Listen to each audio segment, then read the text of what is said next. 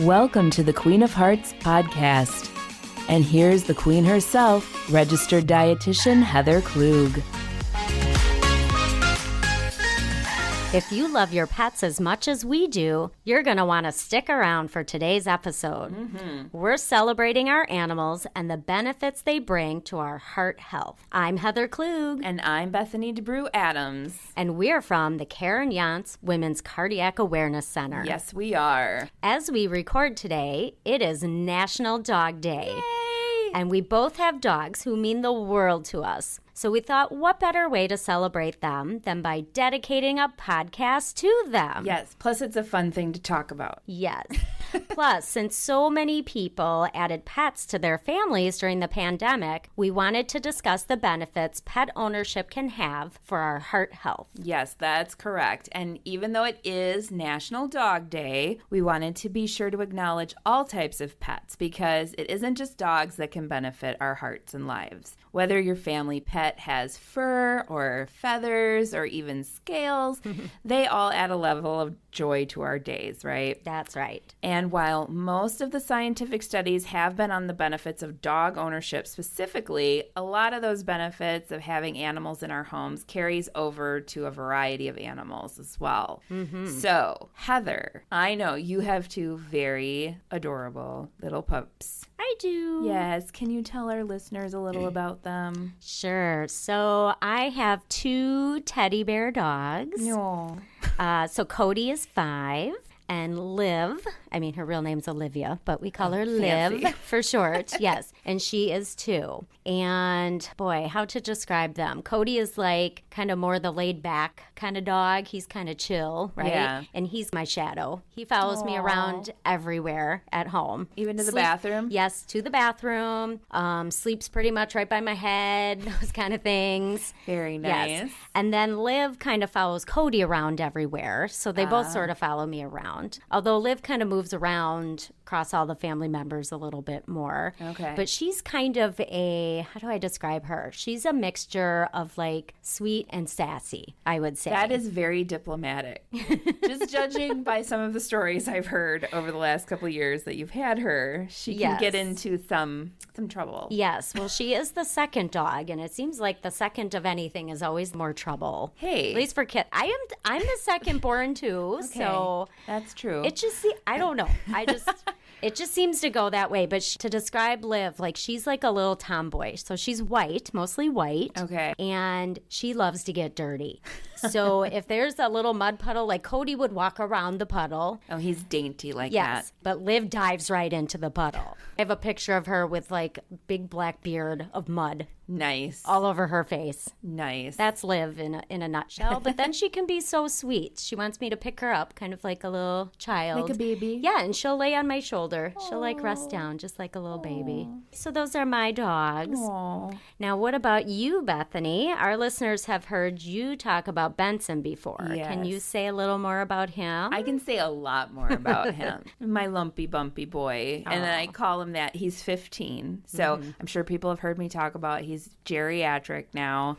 And he's a beagle. And if anybody's ever had a geriatric dog, they tend to get those little fatty tumors all over the place. yeah. And they're harmless. They're just, they just make them a little lumpy. Yeah. But he is like the light of my life. I've had him for 14 years now, almost. And like, Because he was a rescue dog, right? he's a rescue dog. I got him from a humane society when he was just a little under a year old, and he took a little bit of work in the beginning because he had never been, like, aside from the humane society, he'd never lived indoors. Yeah. So he was literally afraid of absolutely everything. Like, he was afraid of the microwave, he was afraid of the DVD player, going for walks, he was afraid of the garbage cans. It was everything. And now really his only nemesis is the mailman and children on wheels. So like he does not like children on scooters or skateboards or bicycles, anything like that. Maybe it's something with the wheels. I think it is. Cody hates anything on wheels. A motorcycle goes by, a bicycle goes by, a He scooter. freaks out. Yes, he freaks out. I think it's just because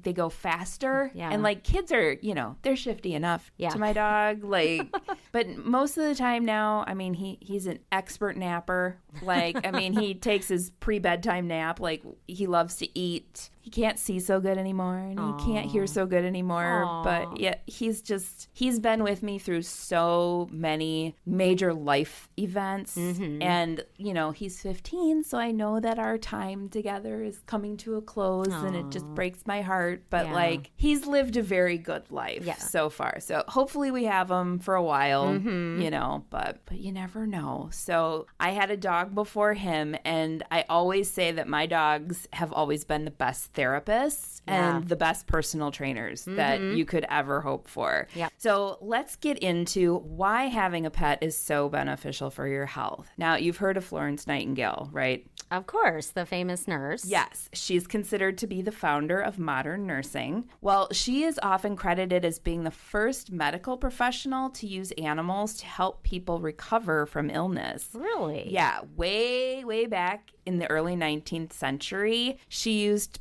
what we would call pet therapy with wounded soldiers to help speed their healing process. You know, it wasn't officially known as pet therapy. I think it was like, hey, wouldn't this be nice? I'll bring in some sweet dogs and cats to help these soldiers. But wow, I didn't know that. Yeah. She was really ahead of her time then. Yeah. The first study I heard about the health benefits of pets was a 2009 study done at UCLA Medical Center. This study showed that heart failure patients who came into contact with therapy dogs for about 12 minutes per day demonstrated notably reduced blood pressure, heart rate, and anxiety. And that's not a lot of time. You know, we have therapy dogs. I'm sure you know this. We have therapy dogs here at the hospital where we work. And I don't know about you, Heather, but when I run into one, like if I'm walking through the halls or whatever, even stopping for just a minute to give them a pet or a little scratch behind the ears, just it improves my mood for the day. Mine too. Yeah. So I can imagine what it's like to be a patient and, you know, be nervous or be frightened. And then you have this fuzzy little face come into your room and they want to cuddle with you for a little bit. I'm sure it helps you relax even for a little while. Yeah, I know what you mean. There just need to be random therapy animals throughout our daily lives. Yes. At least I think, especially during all the stress we are still dealing with during this pandemic. No kidding. I totally agree. That was one of the saddest things, I think, during COVID here at the hospital. The therapy dog program was put on hold, you know? Yeah. So I think one of the best things about having a pet, and this kind of goes hand in hand, and one of the health benefits most people are aware of with pets is the boost they give to our mental health. You know, there's been a lot of scientific research done that has shown that people experience less stress in the presence of pets, especially in work environments and for married couples. So I don't know. I can believe that. I think sometimes the dog causes more stress. Well, sometimes when they've done something naughty. Yeah, exactly. Sure. And you have to argue over who gets to clean it up. At least in our house. But overall, I think it tends to favor, you Yes. know, them helping you feel better. Yes. Pets can also lower feelings of loneliness. They help ease anxiety and depression because they boost serotonin and dopamine levels in your brain. I believe that. And there is something to be said for the feeling of being needed that pets can give you. Yeah. I mean, they rely on you to feed and walk and care for them in a whole host of ways. And that's a powerful way to anchor a person and to give you some purpose in your day. Plus, when we see or touch or hear or talk to our animals, because let's face it, we all do. And if you say you don't, you're a liar. We feel that warm hum of nurturing and of like inherent joy and happiness, right? Oh, that I would totally agree with. That is so true. You know, even when I just come home from work, if I've had, you know, a tough day, it's like they're there greeting me right at the door. Like they're so excited. They wait by the front window and our window's low so I can see them like pop up. And then they're like, "Ooh, mommy's home." And they run right to the back door or the garage door. And then they're right there when I come in. And they're so happy to see me. Yeah. My kids could care less. They're like way in a different part of the house. dog does that, albeit a little more slowly than yours, but he still does that. Yeah, and I love taking care of my dogs, even when they drive me nuts. Yeah. And you can forgive them easier. Yes. Helps that they're very cute. Yes. And you can probably guess that mental health boost they give us also helps our heart. Yes. Obviously, lowering stress is important for keeping your heart healthy. Right. We've talked about that many times in this podcast. But did you know that studies have shown that even brief interactions with a dog can lower your blood pressure? Really? Yeah, so those occasions when you bump into one of the therapy dogs and give them a little love are benefiting your heart, even in that short amount of time. That's good to know. Yeah. That makes me feel good. Well, one last piece of this mental health puzzle here that we need to mention is that pets help you be a little more social, and they help you gain some social support if you need it. I'm sure you've noticed this, but when you take your dog for a walk or take him to the dog park, obviously you're forced to be out in the world. You can't really do that inside. And you're probably interacting with people around you. You know, it's rare when I take my dog on a walk in our neighborhood that I don't find myself chatting with somebody, even if it's just a, hi, how's it going kind of thing. And especially at the dog park, I think it's kind of like parents dropping their kids off at school, like it's hard to spend time there and not chat and share story, like you find yourself sharing stories and tips and everything about our dogs. Oh, that's so true. I think people see someone walking a dog or outdoors with a pet and it's a conversation starter. Studies have shown that people who walk their dogs are seen by others as friendly and approachable, and therefore they feel comfortable talking. Right, and that makes sense. But here's what I think the real conversation starters are, because dogs are a good one, but it's the people who walk pets that aren't dogs. I don't know if you have any of these in your neighborhood, but we have a couple neighbors who will walk their cats, which I didn't realize was a thing, but apparently it is. They have like little harnesses. Okay. I don't think they go very far. I think they like walk down to the end of the block and back. But I know of only like one family that does that. I've seen people walking iguanas. They have little harnesses for iguanas and stuff. Never seen that. That's in your neighborhood? Well, not in our neighborhood with the iguanas, but I've seen it out and about. We do have bird owners, though, in our neighborhood, and I've had birds in the past, and we take the cage and put it outside so they can get some stimulation from the other birds. Okay. And years ago, when I had my first dog, we were on the beach over at Lake Michigan, and I saw a guy walking a very large tortoise. And walking slowly, I'm guessing. Yes. And my dog walked over to the tortoise like, oh, you're a dog too. And he did what dogs do. And he sniffed the tortoise's rear end and was just like, what is happening? Like, this is not right. That doesn't smell like it's supposed to. He just kind of looked at me like, I'm very confused, Mom. Yeah, well, rightfully so. Speaking of walking, that is one area where pet owners really benefit health-wise, especially people who own dogs. Yes. For example, dog owners who walk their dog regularly tend to have 1/3 less chance of getting diabetes than those who don't own a dog. On average, dog owners walk 1 hour more per week than non-dog owners. I believe it. I totally believe that. The same study that determined that also found that those who own dogs, the odds of walking 150 minutes per week was 34% higher than non-dog owners, and the odds of them doing any type of physical activity during leisure time was 69% higher than non-dog owners. Wow. That's a pretty significant amount. Yeah. So given that, it should come as no surprise that dog walking has been linked to a decreased incidence of obesity.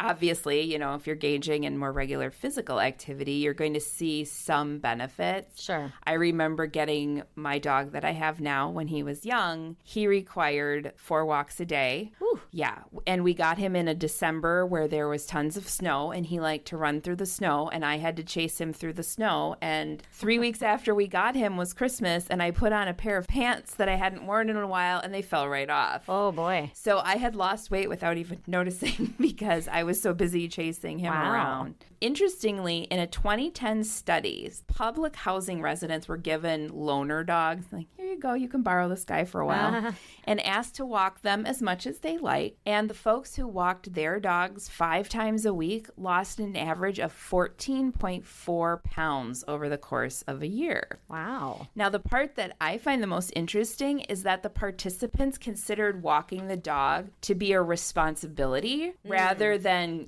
considering it exercise. Okay. And, like I said, when my dog was young and full of energy, I knew that if he didn't get walked, that energy would be, destructive, and it would be turned on my house. Yes. In various ways. So I knew that I owed it to him and my own sanity to take him for those 4 walks a day. Come rain or sleet or snow, we were like the mailman. Yes. And we went all the time. Yeah, I can totally see how that would happen. Sometimes we don't want to think of exercise as exercise. All the time. All the time. We don't want to think of exercise as exercise. Some of us.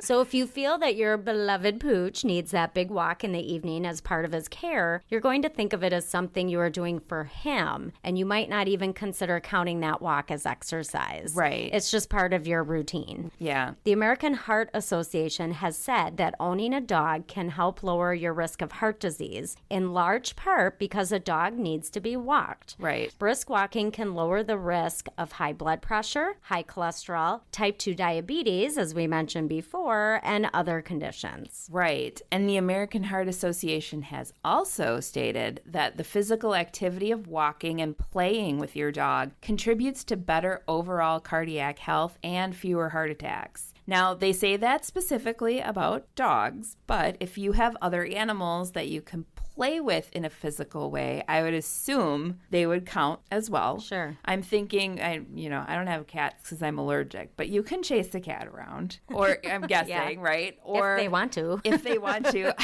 I don't know how that all works. Cats are a little more finicky. Right. Or if you have a guinea pig. But they play with toys and stuff. Right. You might have a guinea pig you could chase. A rabbit. When I had a hamster, you put him in the little ball and you chase after the little ball.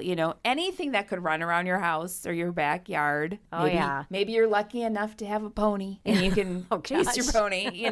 You're going to get some similar benefits as long as you're actively playing with them. I mean, in addition to daily walks, my dogs like to be chased. Oh. Well, just one of them likes to be chased, I should say. Cody likes to be chased. Liv, if you try to chase her, she's like, what are you doing? Like, she gets stop all following. tense. Yeah, she does. It's really weird. But Cody loves it. So he'll come and get me, usually as I'm, wanting to sit down. He's like barking at me. And then we got to do several rounds around tables. We'll run around the dining room table, the living room table. You need to exercise. Come on. So we'll do that until I basically get dizzy. So I get short intervals in whether I want them or not. You get those exercise snacks we've talked about. Yes. But getting back to benefits of dogs and your heart, studies have shown that dog owners are 31% less likely to die from a heart attack or stroke than non-dog owners, largely because of their increased level of activity. Right. However, we should point out that these stats aren't a reason to get a dog if you either don't want to or aren't prepared to properly care for one. Dogs are like red wine, right? Oh. Because we've heard red wine is good for your heart. But if you don't drink it already, you don't need to start drinking it to get the benefits. Yes. Yeah. Okay. Plus, we don't want you to get a dog if you don't want one, because then you're not going to take care of it. They are a big responsibility. They are. Mm-hmm. For all the children, all our little children listeners that we have out there, when your parents say they're a big responsibility, they're not kidding. Yes. So one of the other interesting findings about dogs and animals and heart health has to do with people who have already had cardiac events like a heart attack or a stroke. And scientific studies have shown that dog owners who have suffered a heart attack have better survival rates following the event than non-dog owners. This is especially true for dog owners who otherwise live alone. And in fact, a Swedish study showed dog owners who lived alone had a 33% reduced risk of death following a heart attack and a 27% lower risk of death after having a stroke once they were released to home. And they didn't get into specifics, but they surmised that this could be because, one, they had someone or something that relied on them to take care of them waiting at home, which is important. And two, they had a reason to engage in whatever exercise program or, beyond their care program that they were given when they were released from the hospital. Yeah, that makes sense. And that's pretty amazing. Yeah. And I would think that while not every pet needs you to exercise with them the way a dog might, you still will get the benefits of caring for their everyday needs and knowing there is a creature that relies on you to take care of them. Yeah, I think you're right about that. You know, when I was younger, we weren't allowed to have a dog or a cat or really any animal that might run the risk of soiling my mother's carpet. Yes. But we did have fish and we had birds. We had little zebra finches and we had hamsters, and they needed us in different ways. Yeah, You know, yeah. tanks and cages needed to be cleaned. They needed to be fed. They needed stimulation and exercise of their own. You Right. know, obviously the fish could take care of that by themselves. But, you know, in that way too, animals can give us a sense of structure and meaning that we might lack, especially those of us who may live alone and might get too wrapped up in our own stuff. Yes, we really need to give props to our pets. Yes. For as much as we do for them, they do so much more for us, from keeping us social and active, to giving us unconditional love, to lowering our stress and making us laugh when we don't really feel like it. My dog once got stuck in my husband's pant leg. In the middle of the night, I got up to go to the bathroom and I heard this rustling noise and I looked and he was stuck in my husband's pants. He had somehow wiggled into his pant leg. And it was the funniest thing I ever saw. And it was because it was the middle of the night, I did not think to grab my phone and film it. But that brings me joy. And I think As about it that should. often. I hope it brought all of you joy. Now, I'm going to think of that every time I need a good laugh. I hope you do. It works. Well, I don't know about you, Bethany, but my pups are going to get some extra hugs and kisses tonight. Yes, mine is too. He always does. Well, thanks for joining us today, everyone. Be sure to subscribe to our podcast on YouTube, Spotify, or wherever you're listening from. And if you have a minute, give us a rating or drop us a line. Yes, please do. We appreciate spending time with you each week. And as we always say, be the ruler of your own heart. Goodbye. Bye-bye.